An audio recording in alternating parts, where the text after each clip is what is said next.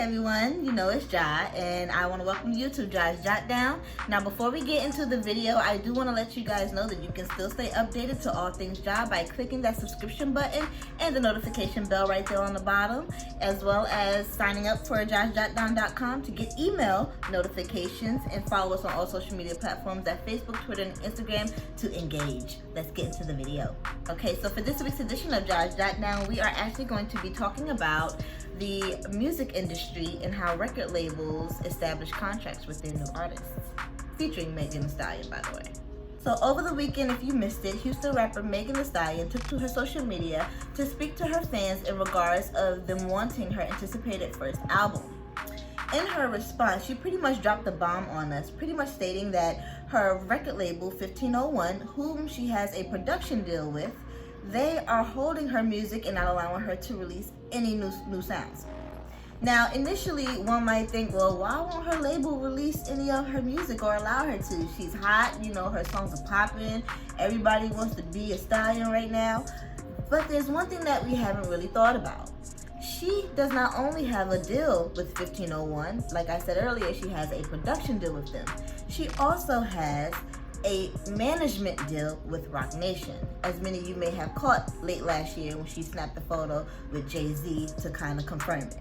Now, Megan Thee Stallion, she expressed that in her management deal with Roc Nation, when she did sit with their team, they did inform her that there were things in her current contract with 1501 that just didn't make sense. Now, she states in multiple interviews that due to her not understanding a lot of the verbiage, she didn't understand what she was signing to. Watch this.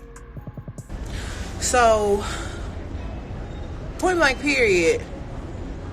Now, on this day, I want to tell y'all that 1501 trying to tell me I can't put out no music.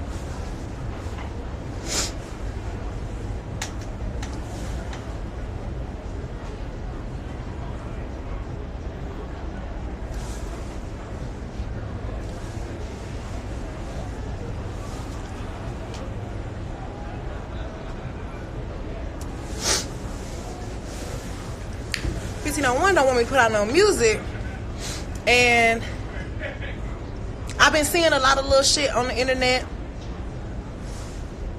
Motherfuckers be talking shit, and it's real crazy because all I did was ask to renegotiate my contract. Then it became a big old thing.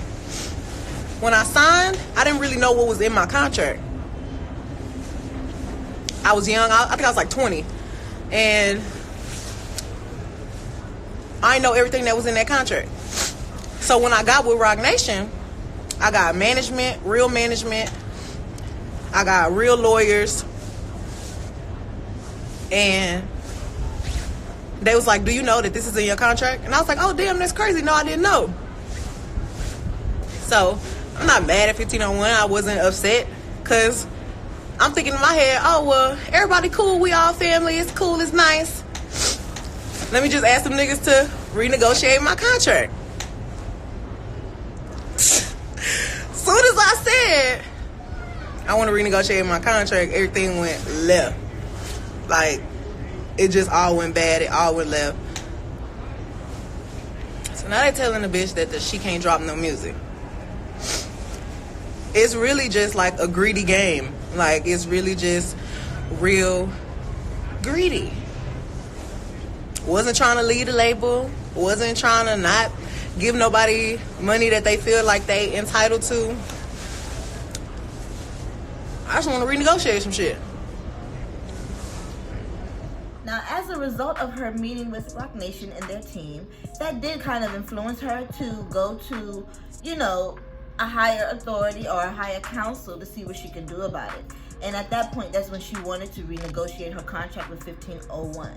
Now, in this renegotiation, it has included a little bit of the law as well, because it's resulted in her having to file a temporary restraining order against 1501, which, by the way, is owned by the ex-baseball player Carl Crawford and industry legend Jay Prince.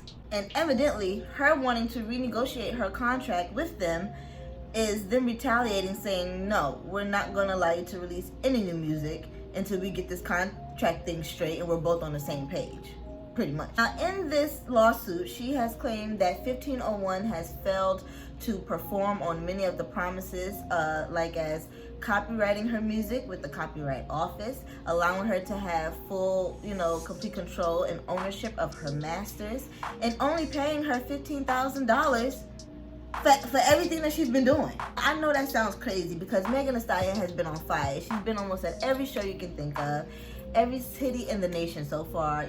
She's doing very, very, very well. So shout out to you, girl, by the way. She's doing very well. But on the contrast, Jay Prince and Carl Crawford is like, yo, what are you talking about? We have been paying you. And they feel that in their contract, it stated that Megan Thee Stallion gets 40% of the profit and 1501 gets 60%. They're saying that that's normal, if not a little bit better than how contracts have been in the past. Now, this is where I want to know what you guys' opinion are, because in her contract, she's basically saying that they are kind of like just dogging her out and just using her to make their own profit, and she doesn't really see anything. And which is hilarious too. We've seen some people in her comments talking about her buying an iced out chain and how she's able to afford that chain when she claims she only got $15,000 from the label. Take a look at this. Real high, girl know how to keep a nigga heated. You say you want me, ain't gonna treat me how you wanna be treated. You told me keep it real, but you don't practice what you preaching. You want me to blow your phone up and come and looking for you till I find you. You really want me to whoop the hoe that you fucking with if I find her. But you ain't that busy, I don't give a fuck what you ain't got time for. You look me up. Now, after all of this, Jay Prince and Carl Crawford, as I stated, they did have a comeback, and Jay Prince took to his social media to make these comments about it. If you take a look on the side here, he had a lot to say. It was 2 posts full, that he had to say and clear the air. And because of the temporary restraining order that Megan Thee Stallion filed and was granted by the Texas court, Carl Crawford can't really say much about her right now at this point. He can't really say much. But Jay Prince did have a lot to say, and the bulk of it was pretty much like, hey, we'll renegotiate the contract, but it's the way that you go about it. You have to be knowledgeable of what the contract states because you did sign off on it. And also, they won't mind renegotiating, but they don't like dictators. And it's interesting about that part because a lot of what Jay Prince had to say was kind of geared towards Roc Nation and Jay-Z's team. So it's like, okay, are you mad at Megan? Or are you mad at the other, label? You know what I mean? As far as like competition and acquiring new artists. What's going on with that? Now back to this temporary restraining order that Megan Thee Stallion filed on 1501. Carl Crawford and his team this week did go to court to fight that and have the judge throw it out, but the judge said no, and they granted it to Megan. So today, Friday, March 6th, you can now go and stream and listen to Megan Thee Stallion's new project. She said she doesn't want to call it an album, according to her Angie Martinez interview. So you have this album dropping, Sugar. So it's a project. I don't want to call it an album. Okay, the Sugar Project. And then you have a whole other album that was already. Is that the one that's supposed to drop in May, or is that not happening? Well, I don't know when it's gonna drop now. Okay. So that's why we got Sugar. Go check out her new project on the music platforms, and it's titled Sugar, Suga. So go ahead and check that out. Let me know what it sounds like. Let me know if you guys like the new body of work. I do want to know what's gonna happen after this. I don't know if the labels are gonna start to butt heads over her, kind of like how a lot of artists have done in the past. But if you take a look at Roc Nation's history, they've helped folks like Lil Uzi Vert, they've helped Meek Mill, they helped a lot of other artists get out of these slave contracts or 360 deals or just horrible contracts that they have. And I want to know, will Roc Nation do the same thing for Megan Thee Stallion? Will 1501 want to renegotiate with her? Will they want to come to terms with her? I want to know. So make sure you all comment below and comment on JAH'S Jot Down on all social media platforms. And stay tuned to the Audio Infusion every Saturday on 88.9 FM, where we continue the discussion and where you can call in live and talk to me and the crew and give your input on this. Because this is something that has been happening for decades. You know, a lot of folks in the industry say, well, this is normal. Should it be normal? I don't think so. Do you think that record labels should change their contracts with new artists? Or do you think it's fine the way it is and that the artist should just you know, read more carefully and take more into that process, because the record labels, they still have to get paid as well. Thank you guys for tuning in. I hope you guys enjoy the rest of your week and have a beautiful introduction to your weekend. Happy Friday again, and peace out.